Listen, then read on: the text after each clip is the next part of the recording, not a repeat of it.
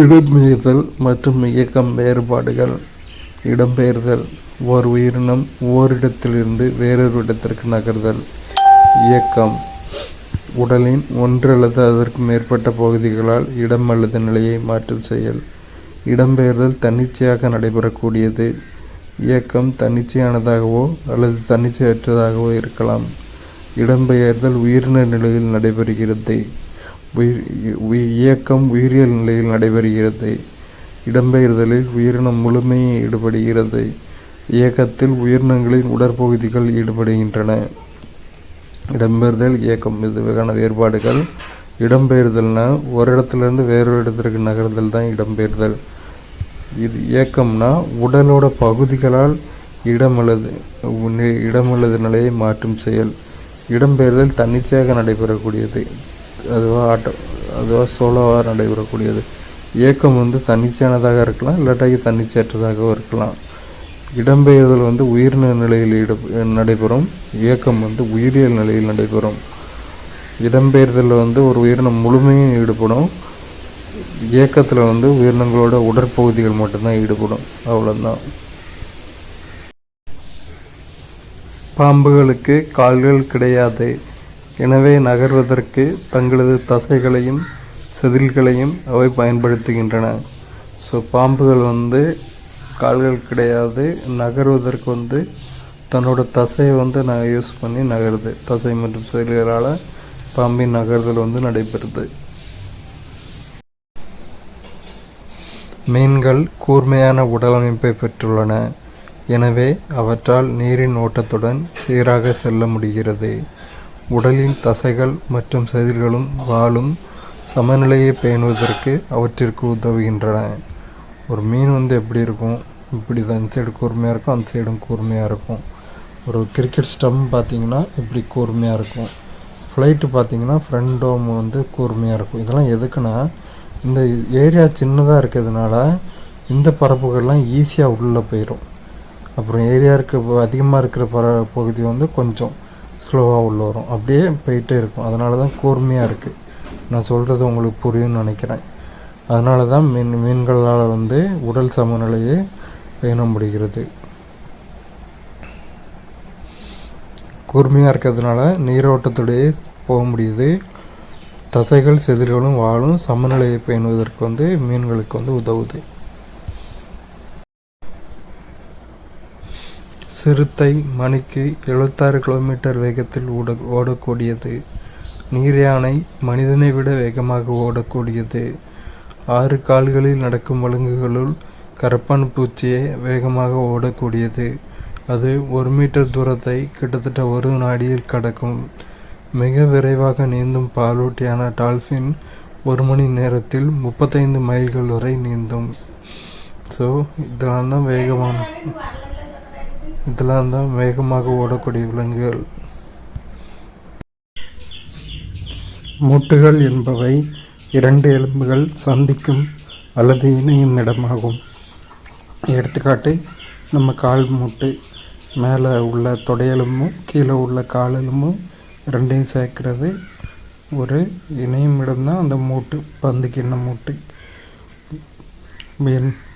எலும்பிணைப்பு இழைகள் என்பவை இணைப்பு திசுக்களின் கடினமான குறுகிய பட்டைகளாகும். இவை ஒரு எலும்புடன் மற்றொரு எலும்பை இணைத்து மூட்டுகளை உருவாக்குகின்றன. எலும்பிணைப்பு இழைகள்னால் ஒரு எலும்பை மற்றொரு எலும்போடு இணைத்து மூட்டுகளை உருவாக்குது. இவை இணைப்பு திசுக்களின் கடினமான குறுகிய பட்டைகள். தசை நாண்கள் டெண்டான்கள் என்பவை மேல் திசுக்களால் ஆனவை. அவை மூட்டுகளின் செயல்பாட்டில் முக்கிய பங்கு வகிக்கின்றன. தசை நாண்கள் தான் திசுக்களால் ஆனவை. மூட்டுகளோட செயல்பாட்டில் இவை முக்கிய பங்கு வகிக்குது. மூட்டுகளின் அலர்ஜி என்பது பொதுவாக குருத்தெலும்பில் ஏற்படும் உராய்வின் காரணமாகவோ அல்லது மூட்டுகளில் சினோவியல் திரவம் இல்லாததாலோ ஏற்படுகின்றது. இந்த நிலையில் ஒருவர் மூட்டுகளை நகர்த்தும் போது மூட்டுகளில் கடுமையான வலியை உணர்கிறார். இந்த நோய் கீழ்வாதம் அல்லது மூட்டு வீக்கம் ஆர்த்ரைடிஸ் என்று குறிப்பிடப்படுகிறது. மூட்டுகளில் யூரிக் அமில படிகங்கள் படிவதாலும் மூட்டு வீக்கம் ஏற்படுகிறது. ஸோ கீழ்வாதம் அல்லது மூட்டு வீக்கம் அப்படின்னா என்னென்னா மூட்டுகளில் வந்து சினோவியல் திரவம் இல்லைன்னா அதனால தான் கீழ்வாதம் இல்லைன்னா மூட்டு வீக்கம் ஆர்த்ரைட்டிஸ் வந்து ஏற்படுது. இப்படி இந்த கீழ்வாதம் இருக்கிறப்போ ஆர்த்ரைட்டிஸ் இருக்கிறப்போ ஒருத்தர் வந்து மூட்டு வீக்கம் இருக்கிறப்போ ஒருத்தர் மூட்டை நகர்த்தினார்னா கடுமையான வலியை வந்து அவர் ஃபீல் பண்ணுவாங்க. வயசானவங்களுக்கெல்லாம் வருதில்ல மூட்டு வலி, அதுக்கு இதுதான் காரணம். மூட்டுகளில் வந்து யூரிக் அமில படியங்கள், யூரினோட வாட்டர் அது சேர்ந்ததுனாலையும் வந்து மூட்டு வீக்கம் வந்து இப்போ ஏற்படுது.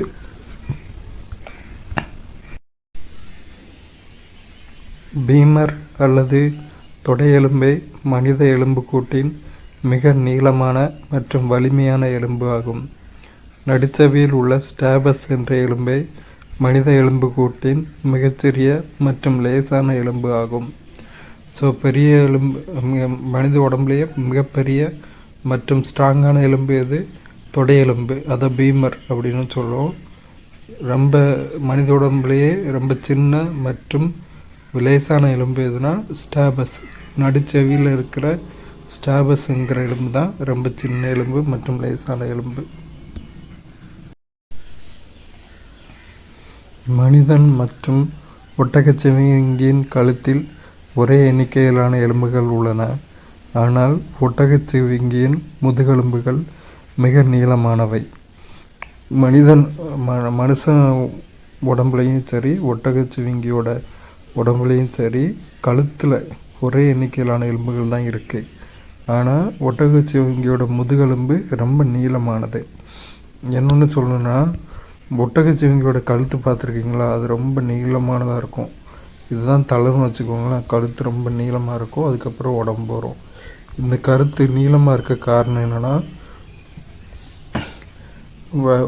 பயன்படுத்துகிற உறுப்புகள், எந்த உறுப்பை ரொம்ப அதிகமாக பயன்படுத்துகிறோமோ அந்த உறுப்பு வளர்ச்சி அடையும் அப்படிங்கிறது தான் இதோட இப்படி ஒரு கருத்து இருக்குது. விலங்குகளோட வளர்ச்சியில் ஒட்டகச்சிவிங்கி கழுத்தை அதிகமாக யூஸ் பண்ணுறதுனால கழுத்தை தூக்கி அண்ணாந்து இறையெல்லாம் சாப்பிட்றதுனால அதோட கழுத்து எப்போவுமே பயன்பாட்டில் இருக்கிறதுனால வளர்ச்சியோடு இருக்குது அப்படின்னு ஒரு கருத்து உண்டு. முடியின் வேர்களில் தசைகள் உள்ளன. அவை நமக்கு சிலிர்ப்புகளை கொடுக்கின்றன. புன்னகைக்க 17 தசைகளும் கோபப்பட 42 தசைகளும் தேவைப்படுகின்றன. கடினமான இயங்கும் தசைகள் கண்ணில் காணப்படுகின்றன. நம்மளோட முடியோட வேரில் தோல் இந்த மாதிரி இருக்குன்னா முடி இப்படி இருக்கும்ல, இந்த கையில் ஜாயின் ஆகிற இடத்துல இந்த இடத்துல வேரில் வந்து தசைகள் இருக்குது. அது மூலமாக தான் நமக்கு சிலிர்ப்பு வருது. திடீர்னு புல்லரிக்கும்ல, அது நம்ம சிரிக்கிறதுக்கு 17 தசைகளும் கோபப்படுறதுக்கு 42 தசைகளும் தேவைப்படுவது. கடினமான இயங்கும் தசைகள் எங்கே இருக்குன்னா நம்ம கண்ணில் இருக்குது, கண்ணில் காணப்படுகின்றன. இந்த படத்தில் வந்து மனிதனின் எலும்புடன் இணைந்த தசைநான் மற்றும் தசை கொடுத்துருக்காங்க. இது மேற்கை எலும்பு, முத்தலை தசை, முன்பகுதி கற்றை, இருதலை தசை நான். இங்கே பார்த்தீங்கன்னா தெரியும், நான் கொடுத்துருக்கலாம். இது வந்து மேற்கை எலும்பு. இது அந்த எலும்பு ஒட்டி இருக்கிறது முத்தலை தசை. கீழே மேலே இருக்கிறது இருதலை தசை நான் வந்து 2 ஜாயின் ஆகிற இடத்துல இருக்குது. முன்பகுதி கற்றை வந்து இந்த எலும்புக்கு உள்ளே இருக்குது. இந்த எலும்பு ரெண்டாவது அந்த மூட்டுக்கு கீழே அல்லா இருக்குது. ரேடியல் முன்னு 2 எலும்பு பிரிகிற இடத்துல ரேடியல் அப்படின்னு காமிச்சிருக்காங்க. மனிதனின் எலும்புடன் இணைந்த தசைநான் மற்றும் தசை.